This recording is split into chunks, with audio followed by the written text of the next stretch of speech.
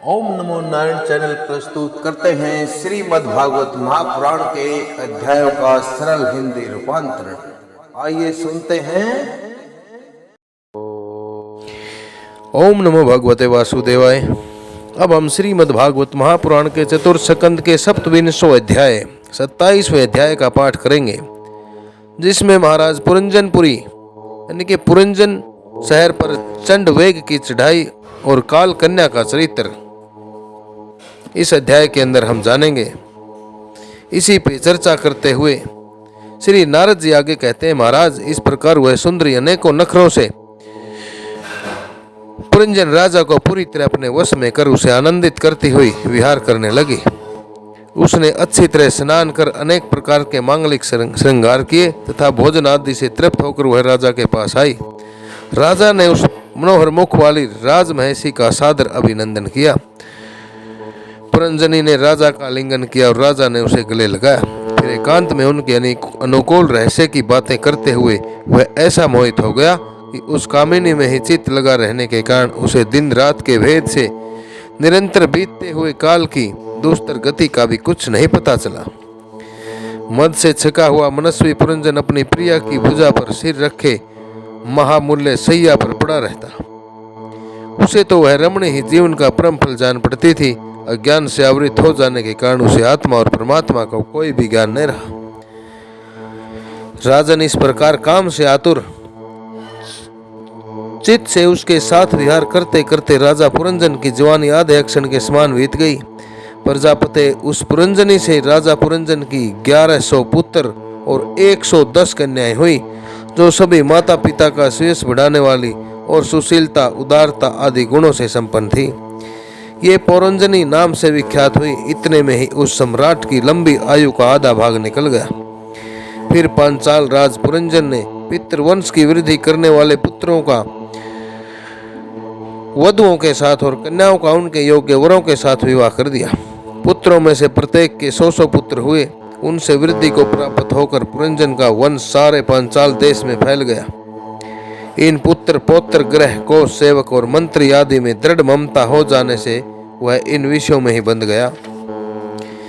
फिर तुम्हारी तरह उसने भी अनेक प्रकार के भोगों की कामना से यज्ञ की दीक्षा ले तरह तरह के पशु हिंसा में घोर यज्ञों से देवता पितर और भूपतियों की आराधना की। इस प्रकार वह जीवन भर आत्मा का कल्याण करने वाले कर्मों की ओर से असावधान और कुटुंब पालन में व्यस्त रहा। अंत में वृद्धावस्था का वह समय आ पहुंचा जो स्त्री लंपट पुरुषों को बड़ा अप्रिय होता है। राजन चंडवेग नाम का एक गंधर्व राज है। उसके अधीन 360 महाबलवान गंधर्व रहते हैं। इनके साथ मिथुन भाव से स्थित कृष्ण और शुक्ल वर्ण की उतनी ही गंधर्वियां भी हैं। ये बारी बारी से चक्कर लगाकर भोग विलास की सामग्रियों से भरी पूरी नगरी को लूटती। गंधर्वराज चंडवेग के उन अनुचरों ने जब राजा पुरंजन का नगर लूटना शुरू किया, तब उन्हें 5 फण के सिर्फ प्रजागर ने रोका। वह पुरंजनपुरी की चौकसी करने वाला महाबलवान सिर्फ 100 वर्ष तक अकेला ही उन 720 गंधर्वियों से युद्ध करता रहा। बहुत से वीरों के साथ अकेले ही युद्ध करने के कारण अपने एकमात्र संबंधी प्रजागर को बलहीन होता हुआ देख राजा पुरंजन को अपने राष्ट्र और नगर में रहने वाले अन्य बांधवों के सहित बड़ी चिंता हुई।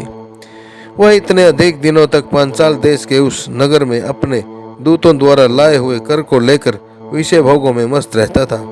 स्त्री के वशीभूत होने के कारण इस अवश्यंभावी भय का उसे पता ही न चला। बहिर्ष्मन इन्हीं दिनों काल की एक कन्या वर्ग की खोज में त्रिलोकी में भटकती रही, फिर भी उसे किसी ने स्वीकार नहीं किया। वह काल कन्या जरा बड़ी भाग्यहीना थी, इसलिए लोग उसे दुर्भगा कहते थे। एक बार राज ऋषि पुरु ने पिता को अपना यौवन देने के लिए अपनी ही इच्छा से उसे वर लिया था। इससे प्रसन्न होकर उसने उन्हें राज्य प्राप्ति का वर दिया था। एक दिन मैं ब्रह्मलोक से पृथ्वी पर आया तो वह घूमती घूमती मुझे भी मिल गई। तब मुझे नैष्ठिक ब्रह्मचारी जानकर भी काम अतुरा होने के कारण उसने वरना चाहा। मैंने उसकी प्रार्थना स्वीकार नहीं की। इस पर उसने अत्यंत कुपित होकर मुझे यह दुस्सह शाप दिया कि तुमने मेरी प्रार्थना स्वीकार नहीं की, अतः तुम एक स्थान पर अधिक देर न ठहर सकोगे। तब मेरी ओर से निराश होकर उस कन्या ने मेरी सम्मति से यवनराज भय के पास जाकर उसका पति रूप से वर्ण किया और कहा, वीरवर, आप यवनों में श्रेष्ठ हैं, मैं आपसे प्रेम करती हूँ और पति बनाना चाहती हूँ। आपके प्रति किया हुआ जीवों का संकल्प कभी विफल नहीं होता। जो मनुष्य लोक अथवा शास्त्र की दृष्टि से देने योग्य वस्तु का दान नहीं करता और जो शास्त्र दृष्टि से अधिकारी होकर भी ऐसा दान नहीं लेता, वे दोनों ही दुराग्रही और मूढ़ हैं, अतएव शोचनीय हैं। मदर, इस समय मैं आपकी सेवा में उपस्थित हुई हूँ, आप मुझे स्वीकार करके अनुग्रहित कीजिए। पुरुष का सबसे बड़ा धर्म दिनों पर दया करना ही है।